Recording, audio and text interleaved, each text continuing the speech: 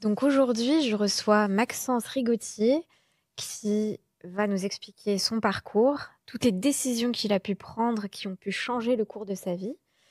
Et je lui demande dès aujourd'hui et dès maintenant quel conseil il donnerait au petit Maxence d'hier, tout simplement. Le conseil que je me donnerais 20 ans plus tôt, c'est vois plus grand, aime la culture de l'effort et sois intègre. Tiens tes promesses envers toi et envers les autres et tu auras une réussite fulgurante tout au long de ta vie. Qu'est-ce qui s'est passé dans ta tête pour que tu te dises ça j'assume et là on y va quoi.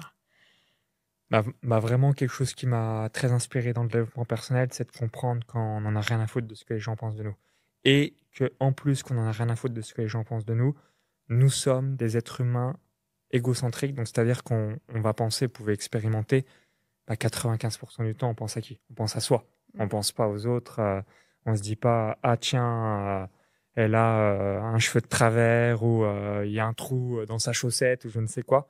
Donc quand vous avez ces deux éléments et que vous l'avez vraiment compris émotionnellement et non intellectuellement, j'en ai rien à foutre de ce que les gens pensent de moi, et l'être humain est autocentré, donc pense à lui 24 sur 24, 365 jours par an tout au long de son existence, et bien là ça va vous libérer et de vous dire let's go, je vais dire qui je suis.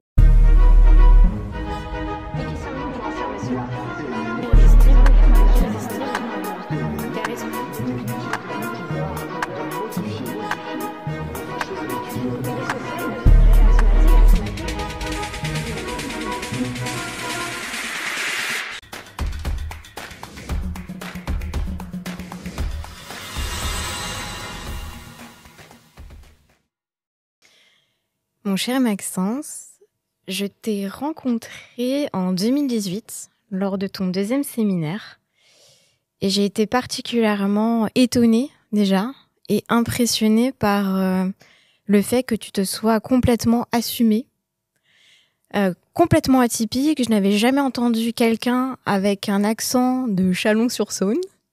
L'accent bourguignon. Voilà, tout à fait. J'étais scotchée, complètement scotchée. Donc j'avais été invitée par Margot Klein, donc je profite de ce podcast pour remercier Margot évidemment. Et dans ce podcast, donc The Entrepreneur Mind, je n'interviewe que des personnes qui envoient du pâté ou des patates quelque part. Et je m'intéresse beaucoup à leur psychologie. Qu'est-ce qui fait qu'ils en sont arrivés là où ils en sont aujourd'hui? Leurs différences et leur façon de penser. Et surtout, je m'intéresse à la décision qui, d'après eux, a fait qu'ils en sont là où ils en sont aujourd'hui. Magnifique. On va bien s'amuser pendant cet épisode. Déjà, je te remercie aussi de ta confiance parce que dès que je t'ai proposé, tu m'as tout de suite dit oui, avec plaisir. Et là, on est en direct de Tallinn en Estonie. Tout à fait. Est-ce que tu valides le setup? Tout à fait. Je le trouve magnifique. J'adore le côté rouge, le côté confortable, le côté zen. Et ça donne qu'une envie, avoir des confidences. Bien, je suis là pour ça. Génial. Si tu devais déjà te présenter en une phrase, et après on parlera aujourd'hui ou le passé? Si je dois me présenter maintenant avec la nouvelle identité que je suis? Oui, on parlera du passé après. Ouais.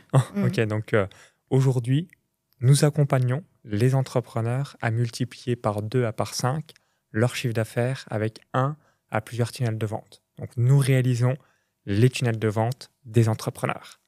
D'accord. Donc, je précise que tu as des business en ligne, que ta spécialité, c'est aussi les business en ligne. Et donc, je précise que tu fonctionnes très, très bien dans ton milieu, que tu es un entrepreneur à succès et que tu as eu une enfance un peu particulière. Absolument. Et j'ai une particularité, j'aime bien les dates et les chiffres, donc comme ça, je pourrais être très précis quand tu vas me demander des choses.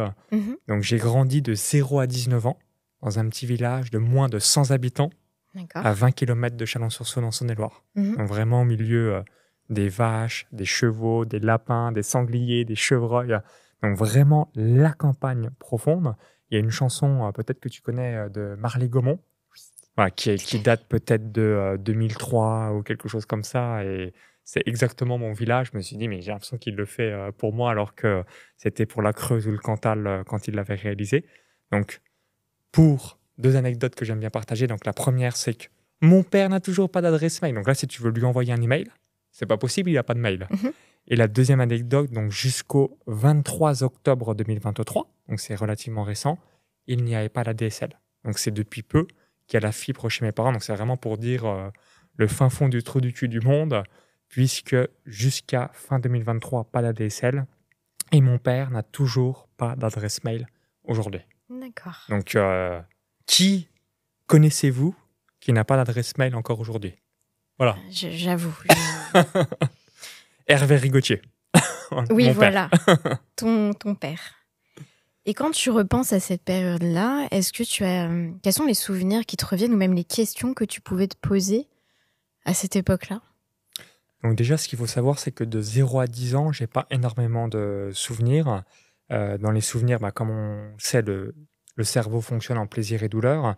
Donc mes parents ont brûlé en 1992. Donc moi, je suis né le 8 août 1989. Et quand j'avais 3 ans, malheureusement, mes parents, une partie de la ferme a brûlé. Donc j'ai un ou deux flashs où justement j'ai le souvenir avoir mis dans la 4L de l'époque pour éteindre les flammes et, entre guillemets, je ne vais pas dire abandonner, mais on te met en sécurité sur la route, dans la voiture par rapport à cela. Et ensuite, également, voilà, jusque la France championne du monde en 1998, j'ai pas énormément de souvenirs. Les seules choses que je me souviens, et du coup, ça va te faire sourire quand je vais te le dire, c'est que quand j'étais avec mon père, donc quand on veut vendre des vaches, c'est ce qu'on appelle un maquignon, j'étais tout le temps là en train de vouloir avoir une étrenne. Donc à l'époque, c'était les francs, tu vois, jusqu'au 1er janvier 2002, et je demandais tout le temps mes 50 ou 100 francs. Donc quand mon père vendait des vaches, systématiquement, et pour la petite, si tu avais mes parents avec moi, ils diraient Maxence demandait toujours de l'argent, il veut ses étrennes. Donc les maquignons disaient est-ce que votre fils sera là ou pas? Parce que j'allais me réclamer mes 50 ou 100 francs. Voilà, donc j'ai tout le temps été attiré et relativement câblé quand même par rapport à l'argent. Et tu penses que ça vient d'où? 3 éléments liés à l'enfance. Donc le premier, c'est que j'ai vécu dans la pauvreté. Donc aujourd'hui, mes parents ont... Donc mon père a un peu plus de 1 000 € de retraite par mois. Donc c'est vraiment pas grand-chose. Et ma mère doit être à environ 1 400 € par mois.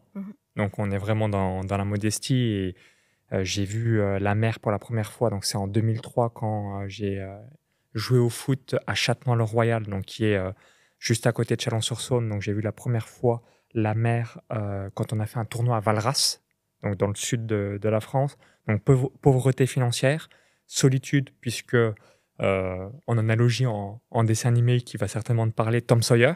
Ah oui. Voilà, Tom Sawyer, c'est l'Amérique. Donc ça, j'ai des grands souvenirs. Et comme j'ai vécu dans un petit village où il n'y a rien aux environs à part la forêt, les prés et ainsi de suite.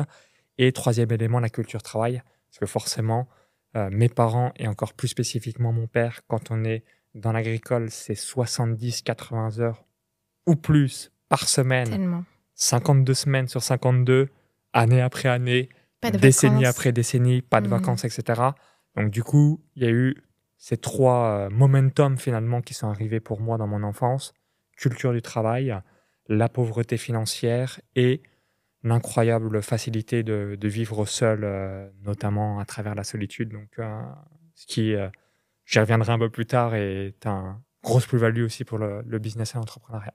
Ah, ça a créé sûrement l'indépendance et l'imagination. Ouais. Il paraît que c'est bon pour le cerveau de s'ennuyer. Ouais, ouais, puis c'est aussi une autre époque, mais j'ai aussi la chance de ne pas avoir eu les smartphones. Ouais. Moi, j'étais quand même aussi pas mal devant la télé parce que je me souviens, donc en 1995, donc mon père a été adjoint de mon village, donc, et il a acheté avec la paye d'adjoint notre première télé. D'accord. Donc de 0 à 6 ans, j'ai rien eu. Après, ça devrait te parler. Denver, le dernier dinosaure. Oui. Race Moquette. Ok. Et en tant que garçon, l'école des champions. Ensuite, c'était la fin de Dragon Ball Z, l'école des Zodiacs, parce que j'ai un frère qui a 5 ans de plus que moi, Mhm. qui est né le 22 août 1984. Donc, Olive et Tom aussi. J'ai D'accord. j'ai regardé un petit peu toutes les saisons. Voilà, donc, mais c'était beaucoup la ferme agricole et puis de la télé, quoi, pour l'époque. C'était ton adrénaline, un peu, la télé, Ouais, quelque bah, part. là, avec le recul, bah, c'est pour avoir cette dopamine que l'on a aujourd'hui avec le smartphone. Oui. Tu sais que j'ai pas de télé chez moi. Et bah, alors, j'en ai une avec Patricia, Oui. mais on la regarde jamais. D'accord, J'ai c'est elle dû, qui vous regarde. voilà, Voilà. ouais, j'ai dû la mettre peut-être 1 ou 2 fois pour un Webby. Mhm. On a dû l'utiliser peut-être 2-3 fois pour regarder un jour un film, mais en 4 ans, on a dû l'utiliser 4 fois, tu vois. Mhm. Moyenne d'une fois par an. Bah, dis donc. Oui, bah oui. C'est vrai qu'après, quand on est dans l'entrepreneuriat, on n'est plus... Comment dire, la distraction se... On va vraiment la restreindre parce qu'on sait que Oui. notre temps est limité, que plus on passe du temps sur du cercle de non-influence, Mhm. moins on va réaliser ses rêves et ses objectifs. Une citation d'un ami entrepreneur qui m'avait évoqué, ou un proverbe ou une philosophie que je trouvais incroyable. Les sportifs, célébrités, sont payés des fortunes pour vivre Oui. la vie de leurs rêves, pendant que Monsieur Tout-le-Monde paye une fortune pour vivre la vie de rêve de quelqu'un d'autre. Oui, surtout en France. Donc d'où l'importance aussi de cette notion un peu consommateur-producteur. Vous devez être le plus possible producteur et le moins, on est tous consommateurs, mais le moins possible, parce que effectivement, si je prends un exemple de Teddy Riner ou Léon Marchand natation avec ses 4 titres de champion olympique, ou Kylian Mbappé, ben, ils visent tous la vie de leur rêve et sont payés des fortunes. Et toi, si tu vas demain voir Mbappé dans un stade ou Léon Marchand dans une piscine, etc., tu vas payer un certain montant pour vivre la vie de leur rêve, entre guillemets. En tant que spectateur Exactement. de la Donc, vie. évidemment, c'est inspirant, privée. il faut le faire, mais je veux dire, c'est cette notion de se dire, je le fais 10-15% du temps, mais 80-85% du temps, je dois être un acteur de ma vie plutôt qu'un consommateur, un spectateur, pour être du bon côté, comme j'aime bien dire. C'est mieux être le gars ou la femme qui a le documentaire Netflix sur lui, sur elle, plutôt qu'être le gars qui va consommer du Netflix à longueur de journée C'est le principe. toute sa vie. Voilà. C'est le principe de l'actif et du passif. Exactement. Bien sûr. C'est la même analogie. Et on parle de Teddy Riner, on parle de personnalité, mais est-ce que tu as des mentors et surtout, d'où vient ton ambition? Est-ce que tu te souviens d'un moment où tu t'es dit « Ah, finalement, je suis ambitieux » et comment elle est venue en toi, cette ambition? Alors, les mentors, les tout premiers, moi, j'ai toujours été fasciné par les sportifs de haut niveau, puisque moi-même, donc, à mon lycée, j'ai fait donc lycée Émile Angoté à Chalon-sur-Saône, donc c'est un lycée sportif, donc j'ai fait section sportive, donc j'ai toujours apprécié cela. Mon seul petit regret, entre guillemets, c'est de ne pas avoir été footballeur professionnel. Je voulais être footballeur pro et j'ai eu donc fracture ouverte du coude, que vous ne voyez pas, mais là j'ai une cicatrice comme ça. Donc le 5 juillet 2005, donc sur un tacle, un mauvais appui et le coude a fait comme ça, clac, fracture ouverte. Donc là j'ai vraiment crié un truc de malade. Et ensuite j'ai eu une rupture des ligaments croisés ici en décembre 2008. Donc je me suis dit ok, le foot est peut-être pas fait pour moi. Et comme à cette époque-là, je ne faisais pas de développement personnel et j'étais adolescent, donc forcément mon mindset, ma résilience à la difficulté, aux épreuves de la vie était très faible. Et je pense que si j'avais les connaissances, compétences, mindset et le développement personnel que j'ai aujourd'hui, j'aurais été quand même pro. Peut-être pas Ligue des Champions, équipe de France ou Ligue 1, mais au moins, et me connaissant, j'aurais certainement démarré genre en bas, 5e division, 4e, 3e, Ligue 2, Ligue 1 et potentiellement Ligue des Champions pour finir ma carrière. Et avec le recul, tu te dis que cette vie-là, elle t'aurait plus plu qu'aujourd'hui, la vie que tu as, ou pas du tout? Non, parce que je sais aussi tout est un cadeau dans la vie. Par contre, ça m'a confirmé que si j'avais été sportif de haut niveau, finalement, l'entrepreneuriat, c'est savoir bien communiquer, emmener une foule, parler à des médias, convaincre des sponsors, etc. Donc ça, j'aurais été brillant, excellent. Et ensuite, si tu es bon sportivement, évidemment, tu as des contrats en or qui sont avec toi. Est-ce que ta famille, parce que tu dis que ton frère, tes parents étaient à Chalon-sur-Saône, sans Internet, etc. Ils sont toujours dans la campagne. Qui sont. Quelle influence ils ont sur toi et tes amis aussi, quelle influence ils ont sur toi par rapport à ton parcours aujourd'hui? Alors, mes parents, c'est très difficile à réaliser pour eux. Pourquoi? Parce que c'est un petit peu comme en analogie, comme si vous rencontrez quelqu'un qui travaille à la NASA et qui est toute la journée en train de mettre en place des choses pour aller sur la Lune, l'espace ou peut-être directement sur Mars. Mhm. Donc, et pour remettre dans le contexte, juste sur l'aspect financier, voilà, mon père a un peu plus de 1 000 € de retraite par mois, ma mère 1 400. Donc moi, je suis plutôt à 500 000 € de revenus de profit de bénéfices annuels. Mhm. J'ai 4 millions d'euros de patrimoine net, donc je te laisse imaginer, tu vois, le gap qui est stratosphérique. En petite anecdote qui avait vraiment marqué ma mère, donc c'était le 24 novembre 2023. Elle reçoit un premier SMS, tu peux être fier de ton fils, d'une personne qu'elle connaît, un deuxième SMS, etc. Elle s'est dit, ben, fier de quoi, et ainsi de suite. Donc, elle ouvre sa boîte aux lettres et je suis à la une du journal de Saône-et-Loire avec le titre « Comment devenir millionnaire ». Génial.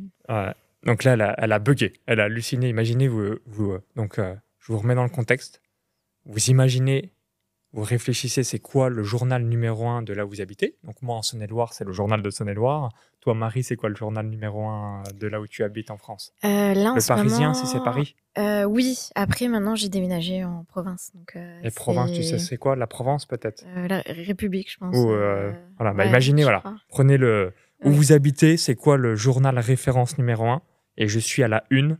Comment devenir millionnaire? Grosse photo de moi. Donc, elle voit ça, elle fait ah, mais c'est mon fils. Mais tu avais travaillé en silence sans rien leur dire, en fait, aussi. Non, alors, c'est assez marrant. Là, j'ai sorti le 9 octobre 2023 mon tout premier livre, De la patate à 100 patates, aux éditions Gigi. Donc, De la patate, vous l'avez compris, la ferme agricole. 100 patates, référence aux 3 frères, avec ou sans patates, donc 1 million d'euros et plus. Donc, du coup, donc j'ai été contacté par plusieurs journalistes, dont le journal de Saône-et-Loire. Et la journaliste m'a dit, on fera prochainement un article sur vous, mais elle m'a jamais dit numéro 1 que je serais en une, elle m'a jamais dit le jour de la publication, etc. Je l'ai appris puisque une amie conférencière professionnelle, qui était à mon dernier séminaire, la personne qui était habillée tout en rouge, qui a parlé de l'histoire de Steve Jobs. Ah oui, Je sais pas si tu te souviens, elle s'appelle Marie-Claire Pascal. Oui, je me souviens. Et elle m'envoie un WhatsApp, donc je suis en Estonie, elle m'envoie un message, elle m'a dit bravo la team, je t'ai entendu sur RTL dans l'émission Revue de presse de Claude Askolovice. Et là, je me dis, what, c'est-à-dire? Donc, je fais recherche Google, j'écoute le podcast et j'entends à la une du journal de Saône-et-Loire, Maxence Rigotier, ce jeune homme, vertu, de paille, etc., auteur du livre De la patate à 100 patates, etc. Et là, après, je fais une journal de Saône-et-Loire sur Google et je fais ah ouais, mais sérieux? Je suis à la une. Tu l'as découvert. Et du coup, donc je l'ai découvert comme ça. C'était une grande surprise. Et pour la petite aparté, c'était pile le jour du Black Friday. C'est pour ça que je m'en souviens, 24 novembre 2023. Donc c'est marrant de faire la une le jour d'un Black Friday quand tu es dans du business en ligne. Pour la promo. Voilà.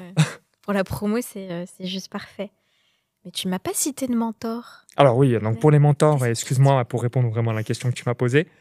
Donc de 2011 à 2014, j'ai bouffé, mangé du Olivier Roland.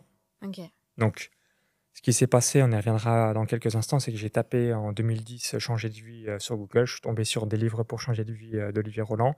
Et donc j'ai suivi cette personne-là pendant 3 ans. Et ensuite, donc cette personne-là, Olivier Roland, à travers un email, donc ce qu'on appelle un lancement orchestré, lancement en 4 vidéos, il évoquait, donc mon ami Max Puccini organise une série de 4 vidéos gratuites où cette personne, donc Max Puccini, parlait de développement personnel, etc. Et du coup, j'ai mangé, suivi du Max Puccini depuis cette date encore jusqu'à aujourd'hui. Donc c'est principalement lui mon mentor sur le marché francophone. Et j'ai énormément de mentors parce qu'à chaque fois que je peux rencontrer quelqu'un qui a une expertise précise, je fais tout. Je suis quelqu'un qui pose beaucoup de questions. Comme on dit dans la vie, on a 2 oreilles et seulement une bouche, donc pour écouter 2 fois plus que ce que l'on parle. Et à chaque fois, je me nourris parce que je sais l'expérience que quelqu'un qui a réalisé 5 ans, 10 ans, voire même toute sa vie sur un sujet, quand elle peut te le transmettre en quelques heures avec un condensé, un résumé, bah forcément, le gain de temps et le droit au but est très puissant. Qu'est-ce qui te plaît chez Max Piccinini? C'est dur à dire. Je dirais, alors déjà, il y a un mot qui le caractérise, pardon, c'est l'énergie. Le gars, c'est un peu, si on pouvait donner en blague, c'est comme s'il était tout le temps shooté, Oui. comme s'il était drogué dans le sens, il a tout le temps cette énergie. Donc lui, il explique qu'il fait très attention à sa santé, plus il a un alignement avec la raison d'être et la mission de son entreprise. Ça, c'est vraiment ça. La magie de voir grand. Pourquoi? Parce que, et ça, j'ai pu l'apercevoir et vous pouvez faire cette expérience, 100% des objectifs que je me suis fixés sur 10 ans, je les ai atteints. Donc 100% des objectifs que je me suis fixés sur un an, je les ai jamais atteints. Je fais soit du 5 sur 6, 5 sur 7, 6 sur 8. Jamais, parce que on surestime ce qu'on est capable de faire en un an et on sous-estime ce qu'on est capable de faire en 3 et 5 ans. Par contre, 100% des choses que je me suis dit sur 10 ans, je l'ai réalisé. Donc avec le recul, je me dis, va encore plus grand, parce que sur 10, 15 ou 20 ans, et c'est le conseil que je me donnerais et que je donnerais à mes futurs enfants, c'est vraiment avoir une vision 10, 15, 20, 25 ans, puisque c'est inimaginable et bien réel ce qu'on peut accomplir en se laissant suffisamment de temps. Qu'est-ce que tu penses des personnes qui, au fur et à mesure, n'ont plus du tout envie de se donner d'objectifs parce qu'ils ont eu l'impression de s'en donner trop? Grosse erreur. Ok. Pour moi, c'est un proverbe que j'aime bien donner. Il n'y a pas d'objectif trop ambitieux, il n'y a que des deadlines trop importantes. Ok. Donc, si on ne se donne pas d'objectif, c'est l'équivalent, tu vois, on fait notre studio. Donc, pour arriver à ce studio, tu as pris un GPS, donc soit un Google Maps ou une application pour venir jusqu'ici.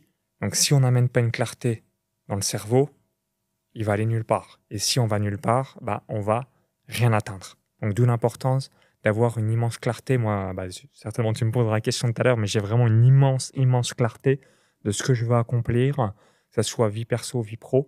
Et comme je viens de l'évoquer il y a quelques instants, c'est juste pas se mettre trop de pression sur la deadline. Si au lieu de 10 ans, je vais mettre 12 ans pour le faire, c'est bon. No stress, tu vois, no panique, il n'y a pas de fin dans le business. Mais si vous ne vous mettez pas des objectifs précis, le cerveau a besoin de clarté, tout le monde aura un plan pour vous. Et c'est pour ça que souvent, soit on est un peu une balle de flipper à chaque fois qu'il y a une opportunité, d'où l'objet brillant en quelque sorte. Mais quand vous êtes clair, moi, le nombre d'opportunités qu'on me propose, c'est non, non, non, non, non, parce qu'en fait, je me dis, est-ce que c'est mis dans mon tableau de rêve? Non, donc non. C'est aussi simple que ça. Et alors que si j'étais pas clair, comme c'était le cas à mes débuts, à chaque fois qu'on me proposait un truc où l'herbe est plus verte ailleurs, on a cette sensation, en fait, ça te défocalise de ton savoir-faire précis. Tu m'as un peu répondu là, mais peut-être que tu peux développer encore. Comment tu fais pour être aussi clair avec tes objectifs? Parce qu'il y a des personnes qui ont du mal à clarifier parce que, comme tu dis, ils ont envie de tout.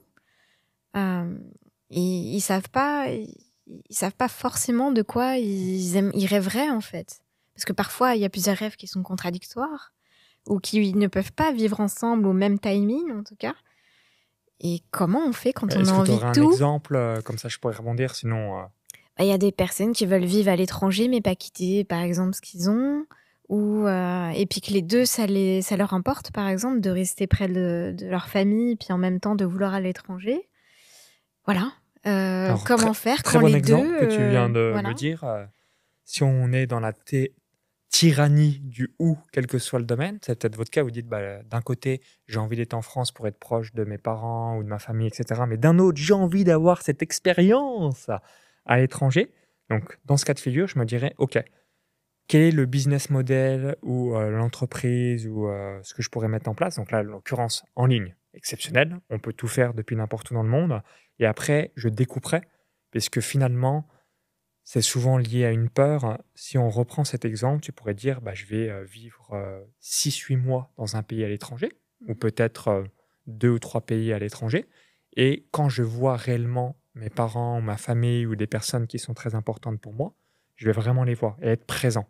Parce que, et je vais donner un retour d'expérience, aujourd'hui, je vois moins souvent mes parents, mais quand je les vois, je trouve qu'on fait des bonnes activités, etc. Alors que quand j'avais 18 ans, j'étais tout le temps avec eux, mais finalement, on est là sans être là. Donc, il n'y a pas vraiment d'activités qui sont prévues. On est dans le train-train quotidien et on va pas profiter des moments comme quand là, je les vois. Là, je les ai vus récemment 10 jours, quasiment 2 semaines. J'étais tous les jours avec eux, du matin au soir, etc. Je me dis, quand j'étais avec eux durant mon enfance, à quel moment on a passé 10-12 jours à se faire des activités, etc. En tout cas, j'en ai aucun souvenir. Peut-être arrivé une fois, mais je ne m'en souviens pas. Donc, c'est pour montrer que souvent, on croit que la distance, on va voir moins les gens, alors que finalement, le gros bénéfice, c'est certes, on les voit moins souvent, mais quand on les voit, on va passer un vrai moment de qualité, plutôt qu'être un moment où on est dispersé, on se voit sans se voir, et dans une ère, ça c'est la magie de la technologie. Aujourd'hui, il y a les visios et ainsi de suite. Quand il y a eu la pandémie mondiale, 2020 et 2021, avec Patricia, mon épouse, on faisait Noël avec ses parents.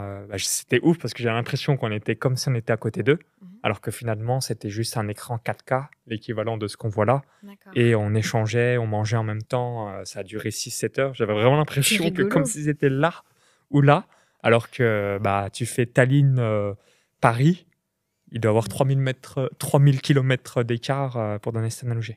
Vous vous êtes pas engueulés au moins à table? Non, là, c'est plus difficile en visio. Voilà. C'est encore un autre Oui. bénéfice. Tu Oui. vas potentiellement pas t'engueuler si tu as un sujet où tu peux avoir une discorde ou quoi que ce soit. Qu'est-ce que tu penses de vouloir ce dont on n'a pas? Très bonne question. C'est très psychologique. Philosophique même, je dirais.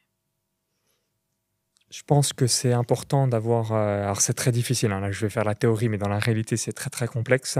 C'est cet équilibre dans ce qu'on peut, entre la gratitude et la croissance. La gratitude, c'est apprécier ce que l'on a maintenant, now, pour apprécier ce que l'on a plus tard. Et ça, 100% des êtres humains doivent le cultiver. L'Afrique, pour donner un exemple de continent, est très brillant par rapport à ça, versus l'Occident est nul à chier, parce qu'on est très mauvais. Si vous mettez des personnes en Afrique versus, je mets des gens qui habiteraient à Saint-Tropez, ou on va dire Monaco, ou la Côte d'Azur, etc., ou Paris, ou je ne sais quoi. Plus de dépression. Voilà, on va tirer la gueule, on va se dire mais mon voisin il a ça, moi j'ai pas ça, et ainsi de suite. S'inventer même des problèmes. S'inventer parfois. des problèmes qui n'existent pas, parce qu'aujourd'hui on est vraiment dans une abondance totale dans le monde où il y a de plus en plus d'argent, ou aussi est-ce qu'il faut mieux vivre aujourd'hui ou à 100 ans en arrière. Moi je préfère vivre aujourd'hui plutôt qu'à 100 ans. Le confort de vie des grands-parents comme mes grands-parents, il fallait aller chercher l'eau au puits, etc. Je préfère vivre maintenant. Et je pense que ça sera mieux de vivre en 2200 qu'en 2025, pour donner cet exemple-là. Par contre, nous sommes câblés dans le progrès. Donc, ce qui signifie que si on arrête de croître, on va rapidement devenir un mort-vivant. Et si on devient un mort-vivant, c'est là que la vie est nulle à chier et on peut tomber en dépression. Donc, on doit vraiment garder cette croissance. Également, il y a un discours qui est le suivant où je suis d'accord. Dans l'idéal, pareil, dans la croissance, il ne faudrait pas que ça soit trop proche. Donc, prenons un exemple célèbre récent. Léon Marchand, qui a eu 4 médailles d'or aux Jeux Olympiques. Lui, il a pris un pic de dopamine et qui est exceptionnel. Mais le vivre aussitôt à 22 ans, ça va être compliqué qu'il revive des moments. Alors, il va certainement revivre à 26 ans, 30 ans en refaisant des médailles, etc. Mais quand il aura 40 ans, fin de carrière, c'est pour ça qu'il y a énormément de grands sportifs qui tombent en dépression, parce qu'ils ont vécu un tel momentum. C'est un petit peu comme pour nous, si on nous dit c'est fini, tu ne feras plus jamais de business de ta vie. Donc, il y a quand même un choc dans l'esprit. Et du coup, l'idéal aussi, même si on ne choisit pas et ainsi de suite, c'est d'avoir aussi cette graduation au fil des ans. Et contrairement à ce qu'on pense, un succès massif jeune n'est pas si bien que ça. C'est pour ça qu'il y a des... je crois que c'était, il me semble, Justin Bieber qui lui est drogué et ainsi de suite. Oui, parce que si tout le monde t'applaudit, t'acclame, t'es une star à 20 ans, qu'est-ce que tu vas accomplir dans le reste de ta vie? Tu as déjà plus ou moins tout eu en termes d'expérience, momentum colossal, qui fait que c'est compliqué de vivre des émotions encore plus importantes. Je pense que le cerveau aussi n'est pas fait pour pouvoir comprendre ce qui est trop abstrait. Mm. Et comme c'est pas quantifiable en termes d'efforts ou voilà pour obtenir tel ou tel Graal entre guillemets, c'est pas quantifiable et de ce fait le cerveau il comprend pas ce qui se passe aussi. Ouais, on doit mettre des chiffres. Donc, pour rebondir aussi, comment mettre de la clarté dans ses objectifs. Si vous dites je veux plus d'argent, le cerveau il comprend pas. Ok, voici Ça veut 1 dire euro, quoi? t'es plus riche. Maintenant, c'est important de dire ok, je veux 1 million, je veux 3 millions, je veux 10 millions, je veux 100 millions, je veux une villa de 200 mètres carrés, 500 mètres carrés, 1000 mètres carrés. C'est vraiment la précision parce que plus vous amenez une clarté, plus, et c'est ça la magie, et il y avait une célèbre citation d'Einstein qui était la suivante, si j'avais 1 heure pour résoudre un problème incroyable, je passerais 55 ou 57 ou 59 minutes à me poser la meilleure question possible et ensuite 1 minute pour trouver la réponse à cette question. Parce que le cerveau, l'art, c'est pas de trouver les réponses en fait. L'art, c'est de se poser des meilleures questions. Et plus on se pose des meilleures questions, comme notre cerveau, on est tous très intelligents, il va trouver les réponses par rapport à cela. D'ailleurs, on est la seule espèce à avoir une conscience.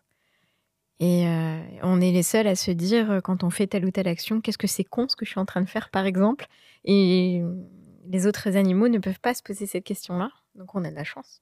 Et Ouais. paradoxalement, on a une conscience, mais on est la seule espèce où on s'entretue entre nous, à travers les guerres. Toi, il n'y a jamais, on va dire, 2 fourmis qui s'entretuent, il n'y a jamais, qu'est-ce qu'on a, deux lions. Moi, je veux dire, ils ne s'entretuent pas entre eux, ils entretuent d'autres espèces similaires, mais ils ne se disent pas on va se tuer entre nous. Oui. Nous, on a cette conscience, on aurait cette logique d'être gentil, entre guillemets, mais on s'entretue entre nous. Oui, oui, oui. À méditer. Comment tu as fait pour rester toi-même aussi? Parce que, comme je disais tout à l'heure, quand je t'ai rencontré, tu avais ton accent, Que j'ai ton toujours. attitude que tu as toujours, Peut-être un poil moins, mais bon, je pense que je Au vais fur et à l'avoir quand même mesure. tout au long de ma vie. Et certaines personnes que je rencontre, dans le branding principalement, le personal branding, ils veulent tout de suite effacer leurs particularités. Parce qu'ils veulent être aimés, parce qu'ils ont peur du rejet, parce que c'est une des plus grandes peurs. Qu'est-ce qui s'est passé dans ta tête pour que tu te dises « ça, j'assume » et là, on y va, quoi. Vraiment, quelque chose qui m'a très inspiré dans le développement personnel, c'est de comprendre qu'on n'en a rien à foutre de ce que les gens pensent de nous. Et qu'en plus qu'on n'en a rien à foutre de ce que les gens pensent de nous, nous sommes des êtres humains égocentriques. Donc, c'est-à-dire qu'on va penser, vous pouvez expérimenter, 95% du temps, on pense à qui? On pense à soi. On ne pense pas aux autres. On ne se dit pas, ah tiens, elle a un cheveu de travers ou il y a un trou dans sa chaussette ou je ne sais quoi. Donc, quand vous avez ces 2 éléments et que vous l'avez vraiment compris émotionnellement et non intellectuellement, j'en ai rien à foutre de ce que les gens pensent de moi, et l'être humain est autocentré, donc pense à lui 24 sur 24, 365 jours par an tout au long de son existence, et bien là, ça va vous libérer et de vous dire let's go, je vais dire qui je suis. Et l'autre exemple que j'aime bien partager, c'est les gens vont acheter d'abord qui vous êtes et ensuite ce que vous faites. Clairement. Donc on connaît tous cette citation célèbre d'Oscar Wilde, soyez vous-même, les autres sont déjà pris. Donc d'où l'importance d'être authentique, parce que c'est ce qui va vous distinguer. Et comme les gens achètent avant tout qui vous êtes et non ce que vous faites, quand les gens achètent une Tesla, c'est ils achètent du Elon Musk. Parce qu'en soi, si tu es passionné de voitures et de voitures électriques, tu n'as pas forcément rationnellement et logiquement intérêt à acheter une Tesla. Par contre, évidemment, si tu aimes les valeurs, la vision et ce que dégage et réalise Elon Musk, c'est évident que tu achètes une Tesla et pas une autre marque, pour donner cet exemple. Bien sûr. Est-ce qu'il y a un moment où tu t'es dit tiens, j'accentuerais bien tel ou tel trait de caractère pour être quelque part compris tout de suite ou reçu tout de suite tel que tu es? Ou pas du tout? Il y a 2 choses que je vais faire encore de plus en plus les prochaines années. La première, c'est j'ai une telle facilité aux dates et aux chiffres, Oui. que ça, par contre, je vais vraiment l'accentuer parce que c'est comme tout, c'est quand c'est naturel, on s'en aperçoit pas forcément. Donc ça, c'est la première qualité. La deuxième qualité, je vais davantage dire mon histoire, parce que idem, si on l'a répété de nombreuses fois, on pense que quelqu'un qui nous suit un minimum le sait, mais en fait, quelqu'un qui nous découvre, il ne sait pas que j'ai grandi dans une ferme agricole. Donc ça va être systématique. je vais toujours me présenter. Comme ça va amener cette connexion donc avec ce que j'évoquais au début du podcast. Et numéro 3, j'ai aussi une belle capacité à rassembler. Je me suis aperçu que, bah, tu vois, rassembler des gens, connecter, faire des mises en relation, j'étais très, très brillant là-dedans. Et là aussi, je vais vraiment m'accentuer là-dessus au cours des prochaines années. Donc, D'accord. racontez davantage votre histoire, identifiez vos forces. Donc, moi, j'en ai 2, les dates et les chiffres, et la précision, et aussi la capacité à rassembler, mettre en relation, donc cette capacité de connecteur. Est-ce qu'il y a eu un moment où tu as été parcouru par le doute et où tu as failli changer toute ta vie ou... Enfin, quels sont les doutes qui t'ont traversé et qui t'ont fait peut-être même changer le cours de ta vie, tout simplement? Alors, Marie, je doute tous les jours. Je sais pas si tu attendais à cette réponse, mais ouais, chaque jour. Pourquoi? Parce qu'on a des peurs, des croyances limitantes, des bagages émotionnels, un certain conditionnement.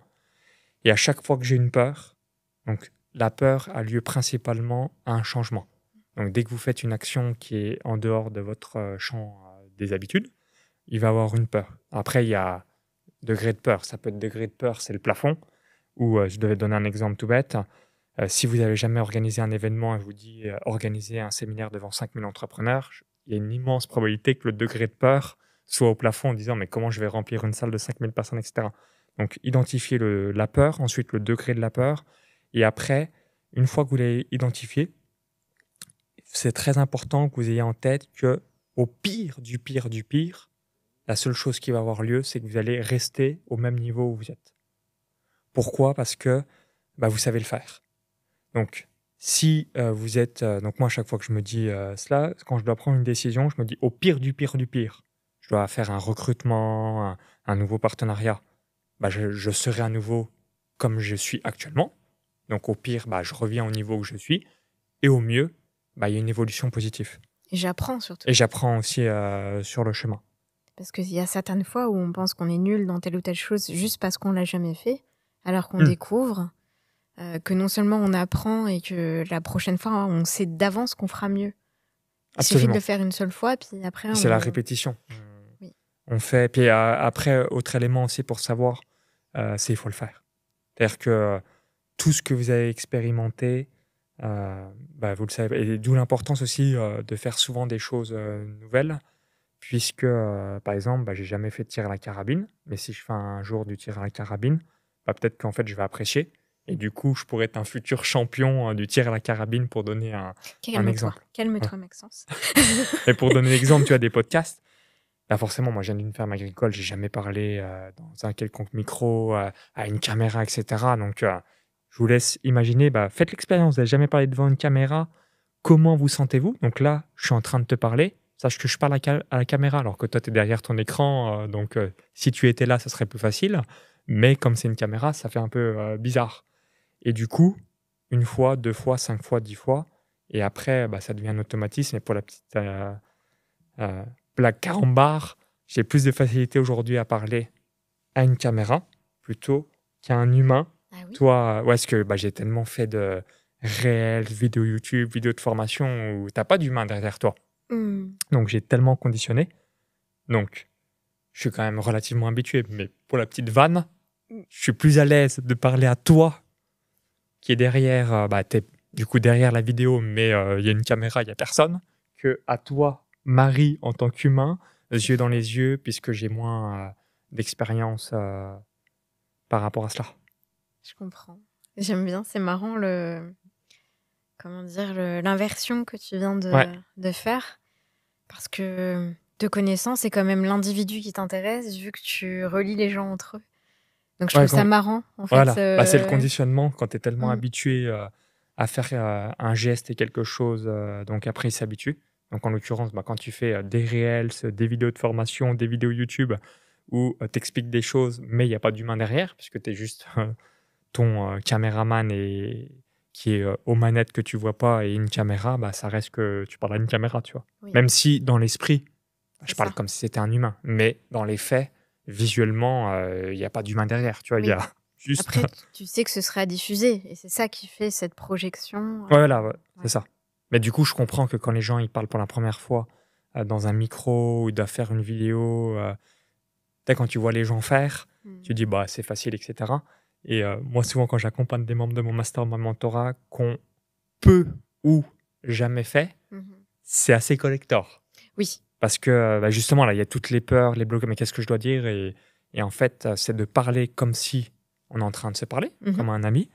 Et souvent, bah, c'est aussi lié à l'école, vu que on est récompensé quand on fait une chose bien et on est mal vu ou c'est écrit en rouge parce que tu as mal fait, bah, c'est la même analogie. Donc la peur du jugement, peur du regard de l'autre, peur de la critique, hein. Donc la vidéo est un bel élément aussi pour se libérer de ces différentes peurs. Et on n'est pas aux États-Unis. En France, on n'incite pas les élèves à faire de l'art oratoire. Enfin, pas beaucoup. Maintenant, il y a des ateliers. Mais on En n'a pas France, cette Marie, habitude. on apprend que des conneries. Voilà, c'est dit. Ça, c'est fait. Non, mais c'est vrai. Tu te dis, bah, dans la vie, tu as besoin de quoi? De savoir être heureux et en couple et envers soi-même. On ne te l'apprend pas. Savoir te débrouiller, donc on va dire la vie quotidienne, cuisiner, les tâches ménagères, etc. Savoir vendre, communiquer, marketer, les relations sociales aux autres, etc. Donc on apprend énormément, énormément de choses qui sont abstraites et non implémentables dans la vie quotidienne. Donc la vraie école, c'est l'école de la vie. C'est vrai. Voilà. D'ailleurs, j'ai longtemps réfléchi à sortir ma fille du système scolaire. Et quand j'ai une bonne maîtresse en face, je me dis, ah, c'est quand même génial d'avoir une bonne maîtresse en face. Donc voilà, c'est quelque chose que je repousse. Ok. Quand elle a une bonne maîtresse, vraiment, il peut y avoir des bons éléments aussi. Bon, t'es bien tombé. Voilà, là, je suis très très bien tombée pour le coup. Par rapport à les décisions que tu prends, est-ce qu'il y a une décision qui, d'après toi, ressort et qui a ponctué ton succès, en fait? Où tu t'es dit, ça, c'était la bonne décision finalement. Absolument. En plus, il y en a une seule qui est la suivante, c'est d'investir en moi. Oui. Donc, j'ai démarré sur Internet le 1er février 2011, donc ça fait de nombreuses années. Et j'ai investi donc depuis cette date plus de 300 000 euros en moi dans des formations, séminaires, mastermind, coach, mentor, etc. Donc, chaque année, j'investis. Donc, évidemment, au début, 1000 euros, 2000 euros, mes premiers résultats et ainsi de suite. Et en ayant investi 300 000 euros en moi, donc numéro 1, compétences, connaissances, mindset, réseau, donc tout ce qu'il y a là entre mes deux oreilles, personne ne peut le prendre, personne ne peut le taxer.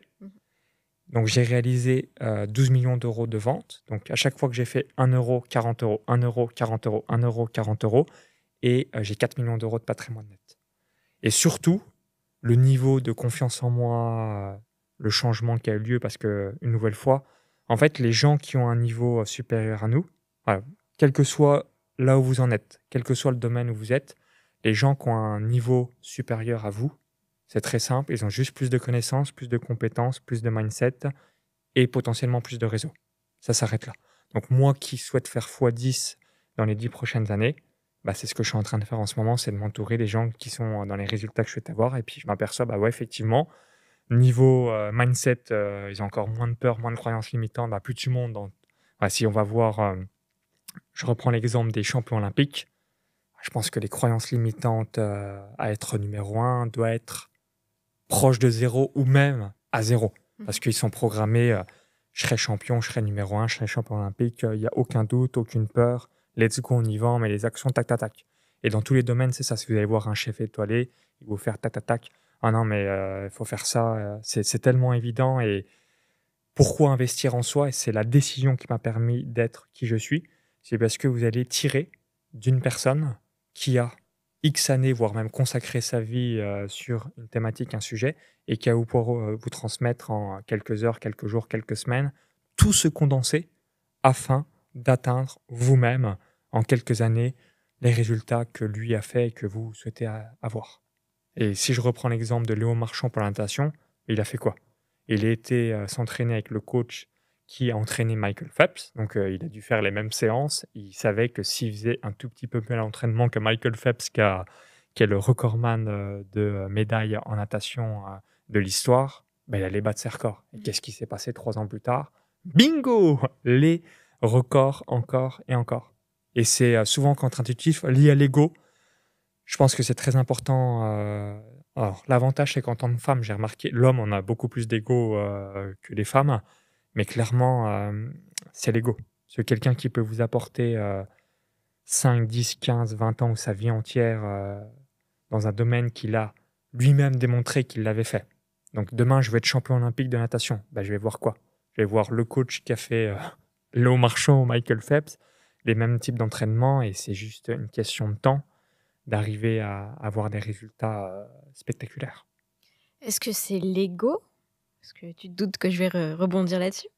Ou la testostérone, au final? Non, je pense. Alors, il y a 2 éléments. Il y a vouloir faire plus pour impressionner les autres, et ça, c'est la mauvaise motivation, puisque on sait tous que vouloir impressionner quoi que ce soit, ça mène nulle part. Et ensuite, l'ego de « Ah, j'ai plus rien à apprendre, je sais, je suis plus malin que tout le monde », alors que finalement, si tu veux aller réellement à cette destination et que tu es vraiment sérieux pour cette destination, bah, faut juste que tu côtoies des gens qui ont les clés, qui ont fait le chemin avant toi, qui sont un guide pour toi et qui vont te donner juste les clés, les stratégies, le réseau, le mindset d'y croire et ainsi de suite. Par exemple, si demain vous dites « je souhaite être milliardaire », bah évidemment, c'est mieux d'aller voir Bernard Arnault ou Xavier Niel plutôt que d'aller me voir, par exemple. Évidemment, moi, je ne l'ai jamais fait, donc j'ai aucune compétence de vous donner des conseils par rapport à cela.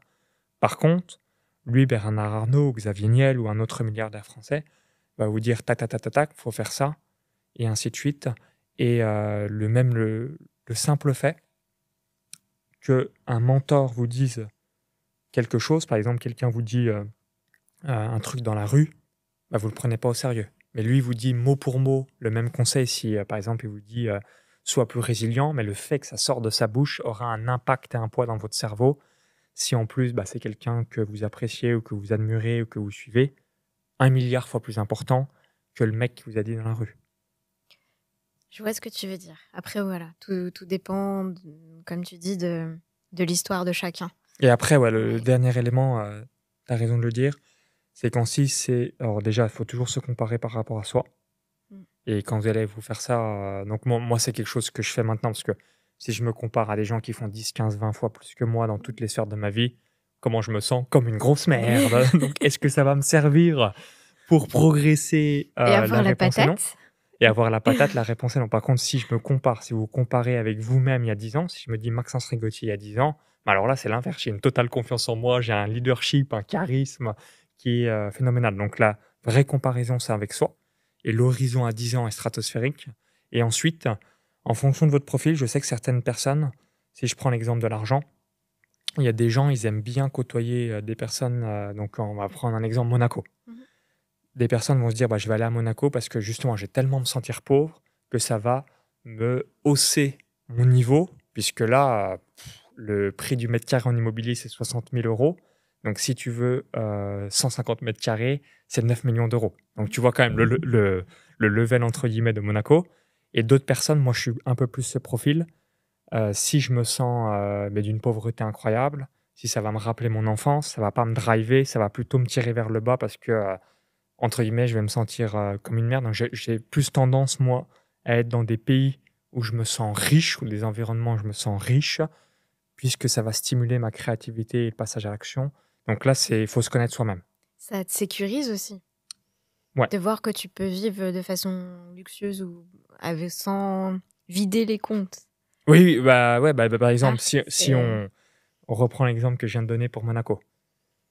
Si on dit 10 millions d'euros, je pense que n'importe où dans le monde, soit dans des grosses villas, bon bref, on a la liberté financière absolue, à l'exception du vol en jet privé.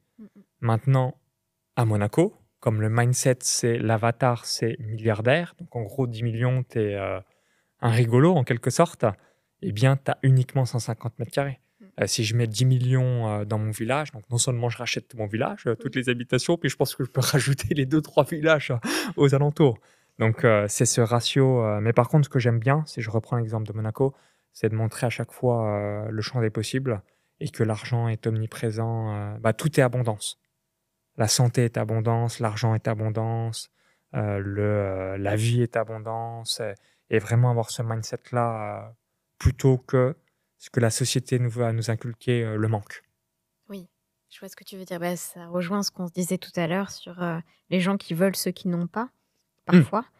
Et ça peut les rattacher au manque, puisqu'ils sont sans cesse à regarder ce qui leur manque, mais pas ce qu'ils ont. Ce que tu disais tout à l'heure, quoi. Complètement. Si tu devais me parler de ta plus grosse erreur. Idem, le recrutement.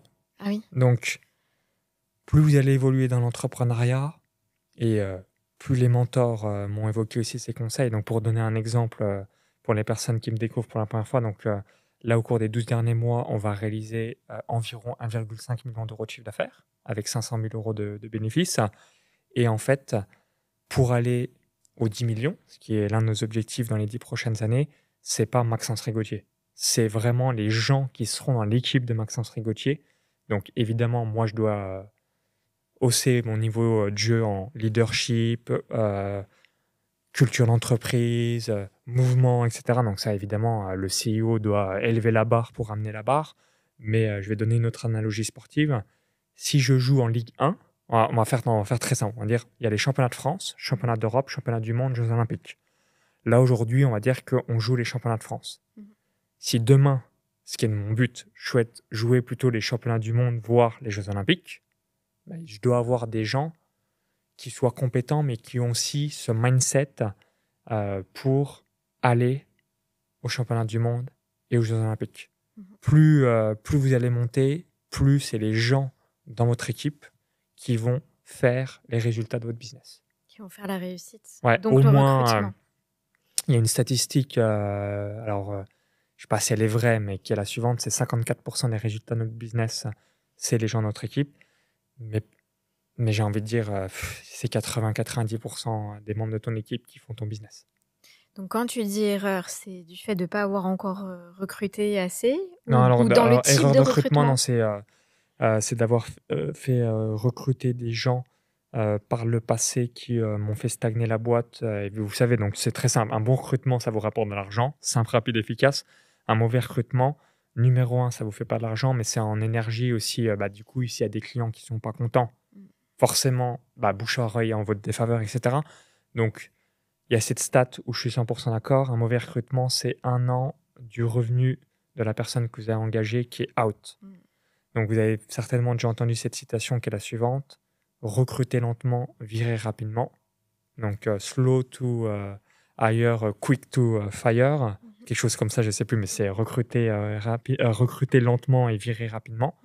Et là, aujourd'hui, objectivement, on n'a que des gens qui sont en Ligue 1. Après, clairement, pour jouer les JO, je pense que 80% de mon équipe a les compétences, mais peut-être pas l'envie. Tu vois, l'ambition, le mindset. Donc, évidemment, le renouvellement du turnover aura lieu dans le futur. Quel conseil tu pourrais donner à un entrepreneur qui voudrait recruter, mais qui a peur? Alors déjà, la pire chose à faire, c'est chose que j'ai fait, et je pense que tout le monde est passé par là, c'est de dire à un ami ou un tel, est-ce que tu connais pas un graphiste, un webmaster, etc. Non, ça c'est le pire recrutement. Le meilleur recrutement, c'est vraiment donc fiche de poste, être très détaillé. Donc voici ce qu'on attend, évoquer c'est quoi les performances de l'entreprise, les valeurs, la mission, etc. Donc vraiment prendre du temps.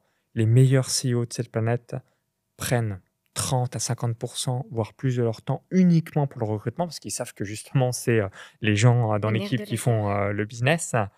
Donc, très important. Et ensuite, même si vous mettez fiche de recrutement, ensuite entretien téléphonique, vidéo, période d'essai et moyen long terme, vous allez quand même vous tromper 1 fois sur 3 ou 1 fois sur 4. Donc, il faut se détendre par rapport à ça. Il n'y a aucune personne qui fait que des bons recrutements toute sa vie.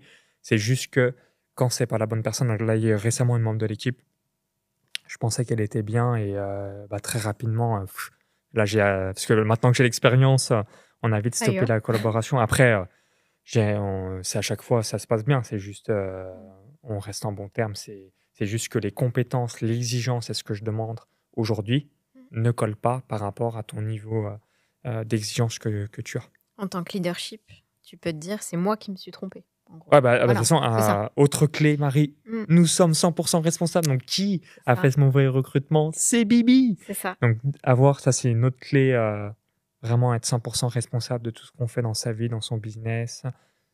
Voilà, et ça va vous aider à progresser. Il y a une chose qu'on m'a dit un jour, c'est un entrepreneur qui réussit aussi beaucoup. Il m'a dit qu'il ne recrutait plus sur la technique de la personne, mais plus sur le côté humain de la personne, parce qu'il estime qu'une technique, ça s'apprend, mais l'éthique, ça s'apprend pas. Qu'est-ce que tu en penses? 100% d'accord. D'accord. Maintenant, je mettrai une petite nuance. Je pense pas trop non plus que la technique, ça s'apprend. C'est-à-dire que je donne à chaque fois des analogies sportives, mais on a besoin. En fait, on espère, et ça, c'est le développement personnel qui m'a vraiment fait cette prise de conscience. On espère tout le temps que quelqu'un va changer, mais en soi, on change pas. On a des traits, mais c'est un peu pareil pour les couples ou les relations amicales, professionnelles, etc. Maintenant, je préfère me dire, donc si, admettons, on va prendre l'exemple de ce podcast, je vais pas me dire, je vais recruter quelqu'un et je vais lui donner une formation pour qu'il mette les bonnes lumières, le bon micro, la bonne vidéo, etc. Non, je veux quelqu'un, c'est bon. Il sait faire, je veux zéro question, moi je veux que ça marche, point à la ligne, etc. Donc évidemment, le mindset, c'est numéro 1 parce que s'il y a la compétence mais pas le mindset, horrible pour l'entreprise, donc mindset en numéro 1. Mais numéro 2, même si tout s'apprend, ça reste que dès que vous pouvez vous le permettre, donc dès que vous allez avancer un petit peu dans l'entrepreneuriat, prenez des gens qui ont le mindset et les compétences parce que même formés, ça va être chiant. J'allais même au-delà du mindset. C'était plus l'éthique, tu vois. Ah, bah alors ça, pour moi, c'est Tu vois, rédhibitoire. c'est Si vous êtes quelqu'un qui est intègre, donc qui se tient à ses promesses, et quelqu'un, donc on prend un exemple, dit je vais rendre cette mission le jeudi 19 mars, et que à chaque fois il y a 3, 5, 7 jours de retard et il vient avec une pile d'excuses. Mais là, faut virer très rapidement. Mhm. Ah, ça, c'est vital, voilà, parce que ça changera jamais. Hein. Oui, Quelqu'un qui a une façon de faire ne la modifiera pas. d'accord. Comment tu fais, parce que tu es quand même très pris, pour organiser ta vie personnelle et ta vie professionnelle? Je sais que tu as fait aussi pas mal de choses avec Max Piccinini en Ouais, termes de formation pour même le couple, ouais, complètement. avec Patricia. Et qu'est-ce que tu as appris par rapport au couple et l'équilibre comment tu fais pour être équilibré entre les deux et pouvoir donner autant d'énergie dans ton couple que dans ton entreprise? Alors déjà, je pense que c'est très difficile d'être équilibré. C'est-à-dire, il y a des moments où on va être plus couple, des moments plus business. Il y a jamais, faut plus, selon moi, réfléchir sur une échelle de 1 an. Parce que je vais donner 2 exemples. Le mois d'août et les fêtes de fin d'année, bah, c'est plus la coupe.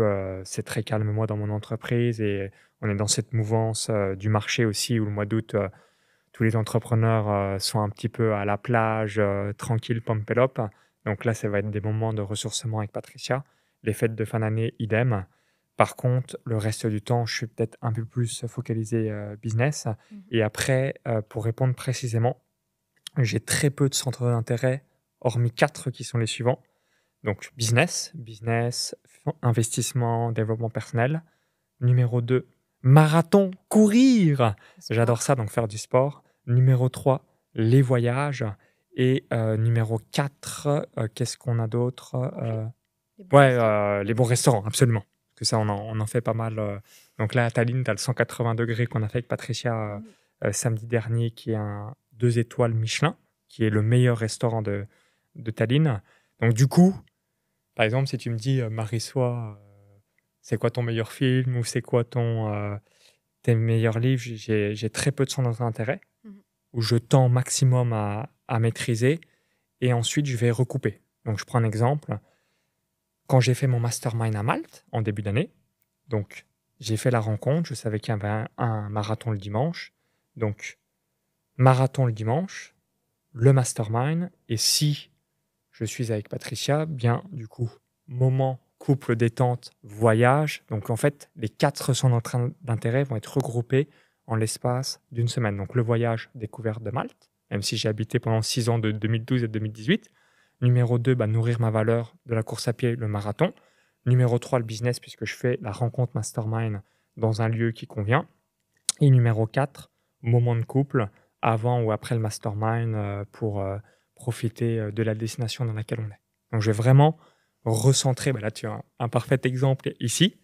On a le mastermind donc là pendant 3 jours. On fait le podcast la veille du mastermind. Donc, j'optimise les tournages des entrepreneurs qui sont là. Le dimanche, couple avec Patricia. Donc, tu vois, c'est à chaque fois scindé. Je vais toujours, dans la mesure du possible, recentrer tout ce que je peux et compresser le temps dans mes 4 centres d'intérêt. Je crois que je te la pique dimanche midi. Ah ouais, Pardon. sauf, mais on a rendez-vous à Pardon. 14h. Parce que, Oui, ça va alors. Ou 14h30, mais excellent. Parce que comme elle sait que je vais être fatigué, Oui. elle m'a dit à quel moment. J'ai dit écoute, dimanche matin, je pense que je vais être rincé entre les tournages et les 3 jours de mastermind. Elle m'a dit ok, je vais voir Marie. Et on a rendez-vous, il faut que je regarde, mais soit 14h ou 14h30. Donc, avec grand plaisir que tu sois avec Patricia à ce moment-là. Ça marche. J'étais en train de m'excuser et tout. Non. De te présenter mes excuses. Mais tu vois, ça a été millimétré. Oui. C'est pas un hasard. L'heure et le jour que vous rencontrez, c'est entre guillemets millimétré pour que même pour toi, vu que tu es en un laps de temps réduit, que ça soit compatible avec les agendas de tout le monde. Et ça rentre directement en corrélation avec ton épanouissement, le fait que ce soit millimétré comme ça. Est-ce que tu as toujours été comme ça ou est-ce qu'il y a un moment où tu savais pas forcément dire non? Alors, j'ai appris. Ouais. Donc déjà, une clé que je peux vous partager, c'est la discipline vous libérera ou la discipline vous rendra riche. Contrairement à ce que l'on pensait, plus on est discipliné, plus on est libre en tout ce qu'on fait. Moins on l'est, plus on est freestyle malheureusement, bien moins on est libre. Parce Puis que on est enchaîné. on est enchaîné, etc. Alors que quand tu es discipliné, ça revient un peu la clarté d'une vision, d'un objectif. C'est que je suis une machine à dire non. Et je te laisse imaginer si tu veux être en contact avec une célébrité, mais je pense qu'il doit y avoir 1, 2, 3, 4, 5 rideaux avant de filtres, avant d'avoir un oui. Par contre, quand je dis oui, à 99,9% de probabilité, il faut vraiment qu'il y ait un truc de dingo. Je suis pas le genre de gars qui va dire ma mère, ma grand-mère est à l'hôpital, etc. C'est vraiment, je ne tiens pas ma promesse. Pour le 0,1%, c'est qu'il s'est vraiment passé un truc de dingue dans ma vie parce que pour moi, une promesse est une promesse, c'est très important de l'honorer. Et pour le 1% ou 0,1% où je ne la tiens pas, numéro 1, je m'excuse et après, je répare. C'est aussi simple que ça. Ok. T'as toujours été comme ça? Ou c'est venu suite non, à je pense des que en événements? fait, ça vient parce que toi aussi, tu connais le business entrepreneuriat. L'être humain a très tendance à faire des promesses en tout genre. Et en fait, une réputation où même tu prends ton répertoire téléphonique, vous pouvez faire l'expérience, tu fais ton répertoire WhatsApp ou téléphonique et je te mets des noms, ton répertoire, et tout de suite, en une fraction de seconde, tu vas dire fiable, pas fiable, ah ouais, non, top. Il y a de l'inconscient qui prend, parce qu'il y a des gens, ils te font t'as des expériences. Et plus tu mets quelqu'un, tu dis, lui, de toute façon, je sais que c'est fiable, il n'y aura pas d'excuses, etc. Plus tu développes ta réputation envers les autres et ta confiance en toi, puisque tu tiens tes promesses. Et ensuite, aussi, un bon moyen d'augmenter sa confiance en soi, son estime personnelle, c'est de tenir ses promesses. Et ça permet de te démarquer aussi. Ouais. Parce qu'en général, les gens commandent chez quelqu'un parce qu'il est professionnel et pas parce que c'est un ami super sympa, quoi. Tu vois, toi, Marie, pour donner quelques exemples pour toi, quand tu as été invitée au séminaire en 2018, il y a réellement eu un séminaire. Oui. Là, quand on a dit un podcast, on fait réellement le podcast. Oui. Donc, ce que je veux dire par là, c'est... et du coup, Ça vient. inconsciemment, à chaque fois qu'il y aura un message de Maxence Rigotier, tu vas avoir le mot fiable ou réglo et ainsi de suite qui va avoir lieu. Alors que si une fois tu me demandes un truc, je te pose un lapin, une deuxième fois, troisième fois, la quatrième fois que tu me demandes un truc, tu dirais la probabilité, tu vas même te dire je veux le voir pour le croire. Clairement. Tu vois, et souvent, quand j'accompagne des fois des entrepreneurs, Et donc, je suis aussi dans un club d'affaires qui s'appelle le Blast Club d'Anthony Bourbon. Et il interviewait donc Tony Parker, qui était très connu, qui a été 4 fois champion NBA. Et souvent, quand on a des personnes qui ont eu des grosses réussites, on s'attend à des conseils de dingue qui n'a jamais été dit, etc. Mais il dit ça. Il dit déjà, la simple fait que vous répondez aux gens sur WhatsApp, etc. Et lui, quand même, il a une certaine légitimité. Tu vois, Tony Parker disait, mais il y a des gens, je leur envoie des messages, ils me répondent jamais. Et comment vous voulez avoir des opportunités, etc. Mais répondez, ayez juste un minimum de respect, de savoir-vivre. Donc, si moi, Tony Parker, je suis en mesure de répondre, et c'est cette analogie-là.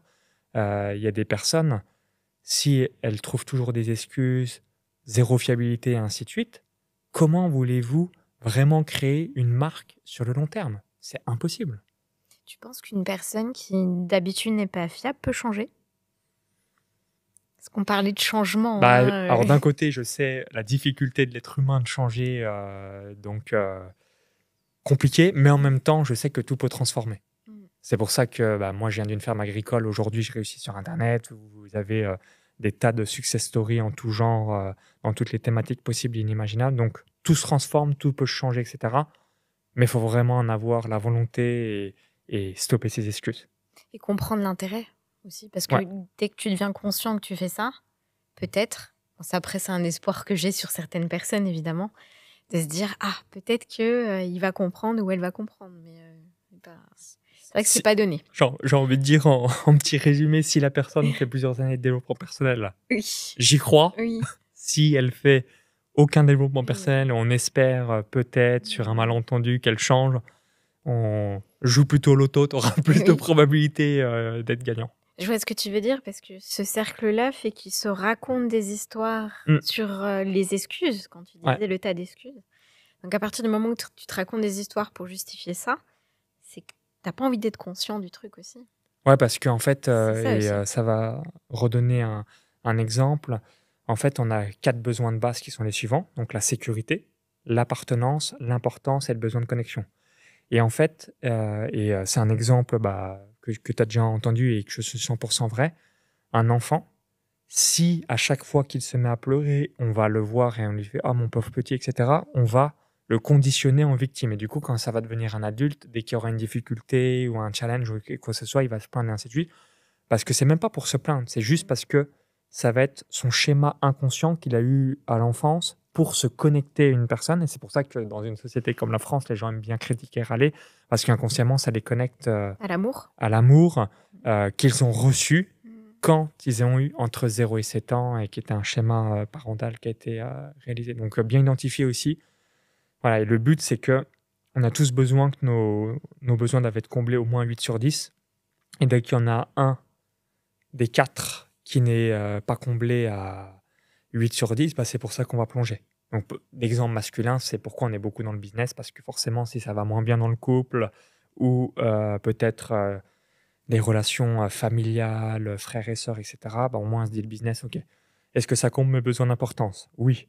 Est-ce qu'il y a de la variété? Oui, je fais plein de choses différentes. Est-ce que je me connecte avec mes prospects, mes clients, mes collaborateurs, mes salariés? Est-ce que je me sens en sécurité? Si vous avez un business qui fonctionne bien, le cash flow tourne, etc. Donc, c'est ce qui amène à ce plongement. Et après, le niveau au-dessus, c'est les besoins de l'amour. Donc, dès qu'on a comblé les besoins fondamentaux, c'est la gratitude, la croissance et la contribution. Qu'est-ce que tu penses du fait qu'il y en a beaucoup qui disent que tu peux pas réussir dans tous les domaines et que c'est pas possible? Et que si jamais tu réussis à fond dans le business, c'est que tu es forcément déséquilibré quelque part et que tu peux pas être à fond dans le business, à fond dans ton couple, à fond dans le social, à fond avec ta famille, etc. Qu'est-ce que tu penses de ça? Alors, oui et non. Donc oui, effectivement, on peut pas être à la fois champion olympique de natation et meilleur restaurateur étoilé, plus Bill Gates, etc. On peut pas. Donc il y a une infime possibilité. Le but, c'est au cours de son existence, c'est de choisir 1, 2, 3, 4 domaines où on va pouvoir maîtriser tout au long de sa vie. On va dire on va exclure le 0 à 20 ans, donc peut-être sur les 60-70 ans d'existence. On a infime possibilité. Donc il faut voir la vie pour moi comme un gros buffet à volonté. Et quand tu as un buffet à volonté, tu vas pas tout bouffer. Tu vas prendre quelques éléments. Tu peux essayer. Tu peux essayer, mais tu vas vomir rapidement et tu vas avoir ensuite l'indigestion. Et ensuite, Donc, non, dans le sens où là aussi, en même temps, ça va être très compliqué. Tu peux pas dire je développe une entreprise à fond de balle, plus je vais améliorer mes performances sportives dans un marathon, pour prendre mon exemple, plus être ultra présent H24 avec mes enfants, plus être hyper présent systématiquement en couple. En fait, il y a jamais un équilibre, il y a un déséquilibre et l'équilibre se trouve sur une année. C'est-à-dire qu'il y a des moments, si on prend l'exemple de la société, bah, le week-end est plus réservé au moment de couple, au moment de famille, au moment de sport. Quand tu es dans la semaine, c'est plus les moments réservés à la carrière, au travail, au business, aux finances. Donc il y a cet équilibre qui se crée au fil de l'année, mais sur une journée ou une semaine, non, voilà, ça fait vendre des livres, tu vois, de mettre, c'est un peu comme la semaine des 4 heures, c'est marketing, c'est mignon, c'est joli, mais la réalité, c'est que il faut tendre à cet équilibre sur une échelle d'un an, en mettant des éléments, mais avoir l'équilibre jour après jour ou semaine après semaine, non, tu as des déséquilibres à l'instant T de ta vie, et au fil des ans, évidemment, tu peux pas dire pendant 5 ans, je fais mon business pour le développer, j'en ai rien à foutre de mes gosses, j'en ai rien à foutre de ma femme. Divorce, tes enfants vont plus parler de toi, mais par contre, peut-être que du lundi au vendredi, bah, avec tes enfants, tu n'as pas trop de présence, et avec ta femme également, ou ton mari. Et par contre, à l'inverse, le week-end, bah, tu fais quasiment pas ou peu de business. Et là, très présent avec tes enfants, tu vas peut-être voir s'ils font un sport ou un art avec eux pour vraiment créer ces fabuleux moments paternels et maternels. Et plus de moments avec son épouse ou son mari. Mais voilà, c'est comme ça que je le conçois et que j'ai pu voir aussi à toutes les personnes qui ont vraiment des gros succès. Cependant, dernier élément pour finir, tout miser sur une branche va vous amener à un déséquilibre, même pour des grosses ambitions. Donc là aussi, certains vont soit plutôt masculin, plus tout miser, tu vois, travail, business, carrière, argent. Mais quand tu es seul, au bout d'un moment, donc peut-être ça va passer, je pense, 30, 35, 40, mais il va y avoir un certain manque de ok, mais j'ai rien ou peu de relations intimes pour construire quelque chose. Donc c'est là où il va avoir à un moment donné un manque, et du coup, bah, quand il y a une branche où il y a un souci, c'est quoi l'impact? Et bah, il y a des impacts sur toutes les autres branches. Donc contrairement à ce qu'on pense, et moi j'avais aussi un peu cette croyance avant de rencontrer Patricia, je me disais, oh, mais s'il y a une femme dans ma vie, comment je fais? Ça va me ralentir dans mon business. Et factuellement, bah, depuis que je suis marié à Patricia, j'ai jamais été aussi riche et j'ai jamais eu les meilleurs résultats que j'ai aujourd'hui. Donc, on voit l'importance d'une croyance limitante parce que bah, forcément, dans le fond, bah, il me manquait quelque chose. Parce que j'avais tout misé business, argent, finance, carrière et d'autres branches. Donc, en l'occurrence, la branche relations intimes était comme ça, faible. D'ailleurs, c'est elle qui m'a beaucoup appris tout ce qui comment dire, le fait que comment dire, elle m'a fait péter énormément de croyances limitantes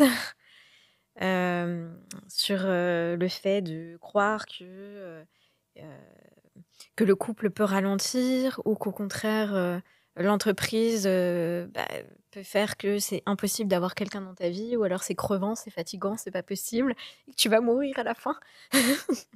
Et ça, c'est clair qu'elle a une vision. D'ailleurs, je vous la conseille vraiment en tant que coach. Elle est incroyable. On peut tout avoir grâce à elle. Ah, puis, je confirme, c'est vraiment. Et là, c'est intéressant, certainement, qu'elle a dû le faire avec toi, c'est d'identifier quel schéma ou quelle croyance tes parents t'ont donné dans ton enfance. Moi, ma mère, par exemple, pour cette petite anecdote, c'était peut-être en 2017-2018. Moi, je lui avais dit que j'étais millionnaire, donc c'était fin 2018. Elle m'avait dit, mais spontanément, et c'est marrant venant de ma mère, mais surtout, ne le dis jamais à une femme. Oh. Alors, numéro 1, je le dis sur tous mes réseaux sociaux. Numéro 2, je le dis publiquement. Et c'était marrant parce que si elle m'a dit ça, c'est que certainement elle avait dû hériter cette croyance de sa propre mère ou de sa propre famille. Tout comme ça aurait pu t'attirer une femme vénale aussi si toi-même t'avais eu cette croyance. Quand vous recevez une croyance de quelqu'un qui n'est pas vous, c'est rapidement l'identifier et justement que ça ne devienne pas un blocage parce que on a tellement de croyances limitantes, conditionnements, peur, bagage émotionnel, on s'en prend mais des avalanches entre 0 et 7 ans, tout au long de sa vie, mais déjà entre 0 et 7 ans.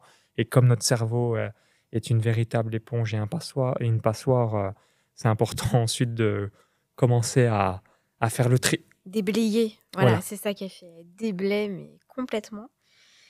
Dans ta façon de travailler, à quel moment tu sais que tu es innovant quand tu montes telle ou telle société ou tel concept? À quel moment tu dis ça, c'est innovant, je le sens. Alors moi, je vais toujours demander au marché, je vais donner un exemple ancien et célèbre pour illustrer mes propos. Par exemple, il y a environ un siècle, quand Henry Ford, s'il avait demandé aux personnes qu'est-ce que vous aimeriez avoir pour faciliter votre quotidien, la majorité des personnes auraient dit je veux un cheval qui va plus rapide. Mais la sous-question de la réponse des futurs clients, c'est en gros, je veux me déplacer d'un point A à un point B beaucoup plus rapidement. Si demain, on est en mesure de faire Paris-New York en 10 secondes et que c'est une soucoupe volante, c'est n'importe quoi, il n'y aura plus d'avion. On va tous être dans des soucoupes volantes, etc. Et en Revers de la fait, médaille. voilà. Ouais. Et l'innovation, c'est de se dire qu'est-ce que veut réellement mon marché. Et ensuite, dès que vous êtes en mesure de le donner, donc nous, on a pivoté en 2020 sur du business model Done for You, qui est numéro un, et c'est aussi parce que comme je sais l'importance d'avoir un business model qui est quand même difficilement modélisable, copiable. Et numéro 2, comme j'avais régulièrement des gens qui me disaient « Ouais, mais moi, je ne suis pas webmaster. Ouais, moi, je ne suis pas prestataire informatique. Oui, mais moi, j'y connais rien. Le business manager, Meta ou Facebook ou Google Ads, etc. » Je me suis dit « Ok, grosse demande. Donc, on va péter toutes les objections. » Et c'est ce qui nous a amené à faire du Done for You. Et aujourd'hui, l'intégralité de mon entreprise est basée sur ce business model. C'est un package pour pouvoir communiquer quand nous-mêmes, on ne sait pas du tout faire tout ce qui est communication pour faire décoller un business, en fait. C'est ça. Donc souvent, les personnes, donc quand vous faites un bon marketing, les gens ont conscience de ce qu'ils ont besoin. Et ensuite, pour amener cette conscience à la réalité, c'est, dans la mesure du possible, amener le moins d'efforts. Et là, en l'occurrence, il y a des obstacles qui s'appellent la technique ou encore la partie business manager pour lancer ses publicités avec les algorithmes des réseaux sociaux. Donc nous, on pète tout ça pour leur permettre d'avoir des résultats et être focus uniquement à vendre leurs produits et services et délivrer le meilleur à leurs clients. Qu'ils soient vraiment dans leur zone d'expertise et pas bloqués par la technique, en fait, tout simplement. Absolument. Qu'ils aient leur vision d'entrepreneur sur leur business, quoi.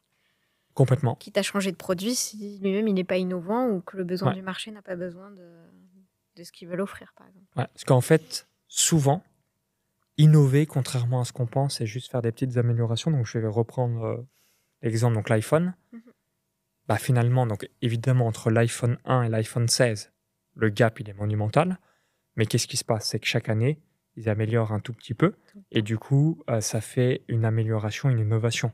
Mais en soi, les vraies innovations d'Apple ou même les vraies innovations dans le monde, elles sont relativement restreintes. Donc, la bonne innovation que vous pouvez faire, c'est de toujours prendre du feedback de vos clients avec 2 degrés. Donc, premier degré, donc si je reprends l'exemple d'Henry Ford, la majorité des gens auraient dit « je veux un cheval plus rapide ». Et après, de voir le deuxième degré et de se dire « ok, en fait, le vrai challenge et le vrai besoin des gens, c'est qu'ils veulent se déplacer d'un point A à un point B le plus rapidement possible. » Et d'où l'émergence de la voiture, et c'est pour ça qu'il a été milliardaire. Donc c'est là, par exemple, demain, quelqu'un qui serait dans l'aviation, version 1, premier niveau, j'aimerais avoir un avion qui va plus vite, mais le deuxième niveau, le plus innovant, c'est de se dire, ok, qu'est-ce qu'on pourrait faire comme moyen de déplacement beaucoup plus rapide que l'avion, qui permettrait de passer d'un point A à un point B. Le jour où ça arrive, je peux vous garantir que numéro 1, on verra plus d'avion, ou très peu, et numéro 2, déjà, la personne sera multimilliardaire, puisque ce sera le nouveau moyen de transport pour aller d'un point A à un point B. Qui veut voyager en soucoupe? Voilà, j'ai donné cet exemple, ça peut être autre chose, mais où tu as un zèbre volant, bref. Une licorne. Une licorne qui va à 10 000 km/h et du coup, tu fais Paris-New York en 5 minutes, et c'est sur une licorne, on achète tous. Oui, clairement. Voilà. Surtout les filles. Voilà. Très cliché. Y a-t-il une chose où tu te dis, enfin, quelle est d'après toi la plus grande chose que tu vas faire là dans les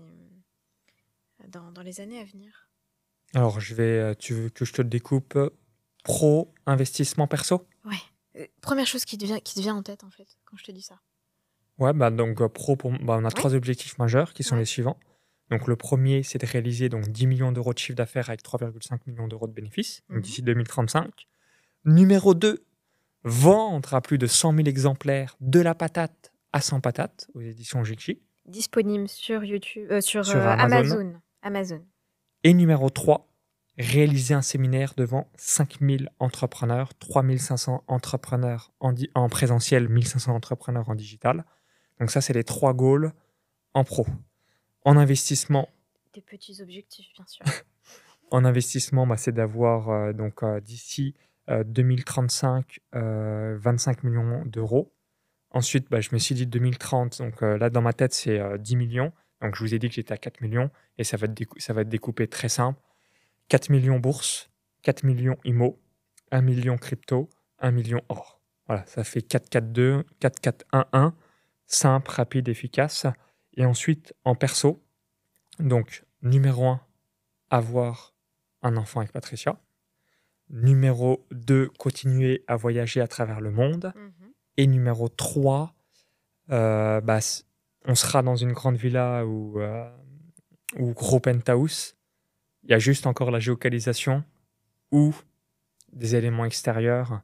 Je prends l'exemple guerre Ukraine-Russie, même si tout se passe bien à Tallinn, mais voilà, on ne sait jamais. Forcément, si demain il y a des bombes à Tallinn, on ne sera plus en Estonie, logique. Donc il y a juste la destination que je ne sais pas.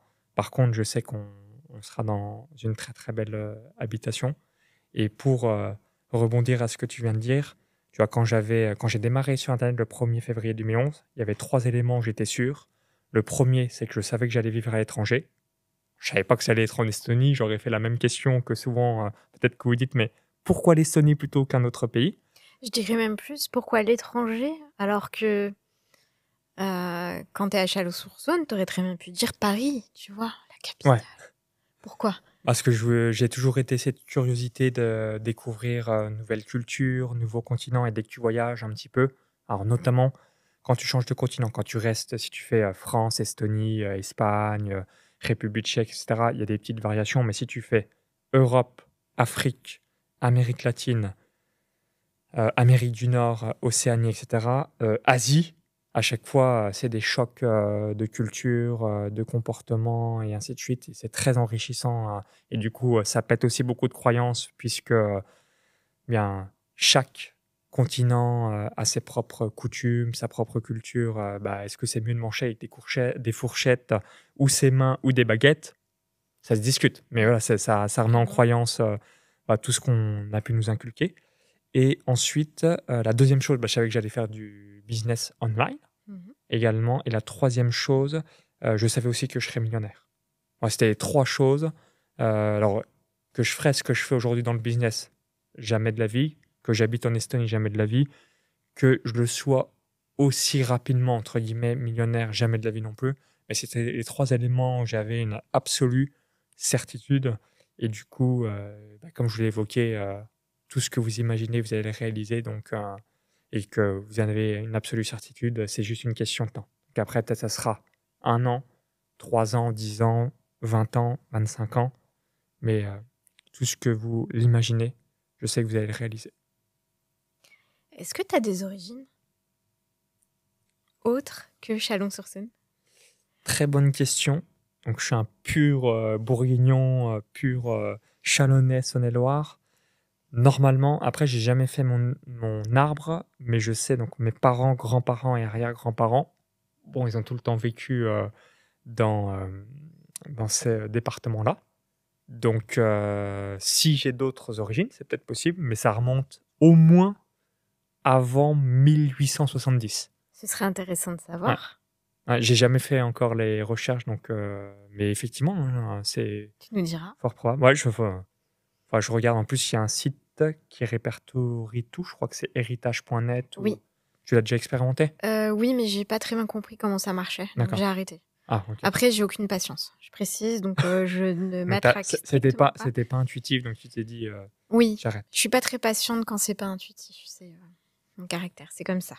Ok. Qu'est-ce que tu penses du personal branding? Pour moi, c'est méga important, vital. Pour rebondir sur bah, celui qui a le plus d'abonnés sur YouTube au monde, il s'appelle MrBeast. Oui. Voilà, MrBeast. Oui. Par exemple, il a refusé 1 milliard, donc il a, faut regarder, mais au moins 300 millions d'abonnés, et il a refusé 1 milliard. Il a eu tout à fait raison, puisque la communauté qu'il a créée vaut des milliards, voire même des dizaines de milliards. Donc en fait, le personal branding, contrairement à ce qu'on pense, c'est extrêmement puissant. En fait, il faut avoir deux marques, votre marque d'entreprise pour la revente, etc. Mais si vous n'avez pas de personal branding, c'est extrêmement dommage puisque ça va vous attirer des opportunités, ça va vous permettre de fédérer une communauté, ça va vous permettre aussi en anticrise, bah, les gens qui vous apprécient le plus, bah, si demain, et vous avez le cas de beaucoup de personnes célèbres, ils vont lancer une marque d'eau, par exemple, bah, il n'y a rien d'innovant. Voilà ma marque d'eau, bah, ils vont faire des millions de clients ou des milliers de clients puisqu'ils ont déjà des gens à qui ils ont la confiance. Donc, vous devez développer le personal branding. C'est ce que tu disais tout à l'heure, les gens achètent qui vous êtes et pas ce Non, que vous faites. absolument. Ça, je suis totalement d'accord avec toi. Et ça, c'est très important. Et toutes les personnes qui négligent le personal branding, bah, c'est ce qui biaise. Voilà, ça, pareil, tu peux mettre ça. Et souvent, il y a beaucoup d'entrepreneurs, plus les entreprises, on va dire, physiques ou ancienne génération, dinosaures, mais qu'est-ce que je vais bien pouvoir dire mais tu crois que j'ai que ça à foutre d'être sur les réseaux? Bah oui, tu devrais être sur les réseaux sociaux parce que tout le monde est ultra connecté et c'est un message très très puissant. Il y a des personnes qui disent « Ah non, mais je suis pas un influenceur », alors que c'est pas du tout le sujet, en fait. Absolument. Si vous portez votre boîte, vous portez vos valeurs, en tant qu'humain, les gens, comme tu dis, vont acheter des valeurs, ils vont acheter une personne, ils vont acheter là où ils s'y reconnaissent. Mais, Et surtout la capacité de diffuser un message. oui. Si on reprend 20 ans en arrière, tu voulais communiquer avec 1000 personnes, les coûts en marketing, logistique, si tu devais envoyer un courrier ou si tu devais envoyer, quel que soit le support, ou même des flyers ou quoi que ce soit. Là, gratuitement, si vous avez 1000, 5000, 10 000 personnes qui vous suivent sur Insta, bah, tout de suite, il y a une clientèle qui est à vous et vous pouvez créer cette relation de confiance comme un ami. Et comme on sait que l'être humain achète une fois qu'il a confiance, donc il y a la guerre d'intention, donc attirer l'attention, puis ensuite la relation de confiance. Et c'est le meilleur moyen, c'est de donner du contenu gratuit. Et plus vous allez donner, plus vous allez montrer qui vous êtes, plus les gens vont vous dire pourquoi, je vais vous donner 2 analogies, pourquoi vous aimez tel ou tel humoriste, comédien, chanteur. Parce que vous l'avez, si vous dites je vais voir telle ou telle personne, vous avez certainement consommé du contenu sur YouTube ou une cassette par le passé, etc. Et du coup, vous avez envie de le voir en vrai. Moi, côté émotionnel, en fait. ouais, C'est exactement. l'émotion. C'est s'il y a une marque, on n'a pas d'émotion en tant que telle, parce que la marque, elle est là juste pour nous vendre un produit. Une personne, elle est là pour être, et elle porte ce produit, mais elle porte son éthique aussi. Il faut qu'il y ait une émotion. Hein. Oui. Ça devrait ça. te parler. Mais quand j'étais adolescent, je regardais le Morning Live le matin avant d'aller au collège. Oui. Donc j'appréciais énormément Michael Youn. Quand il était passé à Chalon-sur-Saône pour le spectacle Plus qu'à poil, ça devait être aux alentours de 2003, entre 2003 et 2005, je suis allé le voir. J'ai acheté ma place avec mes parents pour aller voir son spectacle. Et qu'est-ce qui m'a amené à faire cette décision? Eh bien, c'est le fait d'avoir cette connexion, cette relation de confiance qui était installée avec l'émission Morning Live sur M6. Mais c'est le même pouvoir. Si demain, vous devez passer dans les médias, vous avez 1, 2 ou 3 minutes d'antenne, ça coûte une fortune. Alors que là, on a des outils à disposition ou des personnes qui sont intéressées par ce que vous faites, les valeurs, les idées, la vision que vous partagez. Et ensuite, vous allez fédérer et ça va vous permettre d'avoir plein de possibilités. Avant, en plus, tout ça n'existait pas. Et quand j'ai commencé, je me posais justement cette question-là. Je me disais, mais comment c'est possible d'aller plus loin? Parce que je faisais des packaging, je faisais des affiches pour les abribus, justement. Je faisais toutes ces choses-là où je défendais des marques. Et c'est un jour où c'était Cédric Anissette, m'avait demandé Si on pouvait bosser une de ces marques, mais avec le personal branding, et d'appliquer ce qu'on fait pour les marques, pour sa personnalité. Et c'est vrai que je me posais tout le temps la question quand je faisais les affiches. Je me disais, mais comment aller plus loin, comment fédérer, comment toucher l'émotionnel? Je trouvais ça beau, je trouvais ça esthétique, mais je trouvais ça froid. Parce qu'il manquait de l'humain. Il manquait l'humain, il manquait l'imperfection, il manquait ce qu'on disait tout à l'heure, il manquait le fait d'avoir des particularités, quoi, qui fait que on s'identifie à quelqu'un, quoi. Et c'est pour ça que les marques payent des millions des célébrités. Pourquoi Nespresso paye une fortune George Clooney? Pourquoi? Parce que George Clooney, sympa, élégant, etc. Donc, si je veux être un homme élégant, sympa, stylé, je dois boire mon espresso. L'inconscient aussi, on est un footballeur. Si Kylian Mbappé met ces chaussures-là, c'est qu'elles doivent être bonnes. Donc, si elles doivent être bonnes, je dois les mettre aussi pour moi si je veux gagner mon match le dimanche avec mes amis. Tu n'achètes plus des chaussures, tu achètes tout l'univers qu'il y a autour et tout ce qui se rapporte à l'univers. Et tu achètes un milieu social parfois, tu achètes une image. Ouais, le rêve qu'implique si demain vous voulez réussir en natation, vous allez acheter le bonnet ou la combinaison de Léo Marchand pour avoir ce sentiment d'être vous-même aussi champion olympique en quelque sorte. Tout à fait. Est-ce qu'il y a des questions que je ne t'ai pas posées, que tu aurais aimé que je te pose? Voilà, je vais t'en dire une. Quel message Maxence dirait, donc le Maxence d'aujourd'hui au Maxence il y a 20 ans en arrière, pour une leçon de vie? Donc tu veux que je réponde à cette question? Non, je vais te la poser. Non, parce que c'est parler à la troisième personne, pourquoi pas, tu me diras. Si tu pouvais parler au petit Maxence, qu'est-ce que tu lui dirais pour le propulser, le rassurer, ou en tout cas, voilà, qu'est-ce que tu lui dirais? Donc je dirais 3 choses. Numéro 1, vois davantage plus long terme. Donc vois 10, 15, 20, 25, 30 ans. Le plus long terme possible, le mieux c'est. Numéro 2, aime la culture de l'effort dans une société où tout va de plus en plus vite, où tout le monde veut les choses maintenant, now, alors que c'est totalement différent le changement.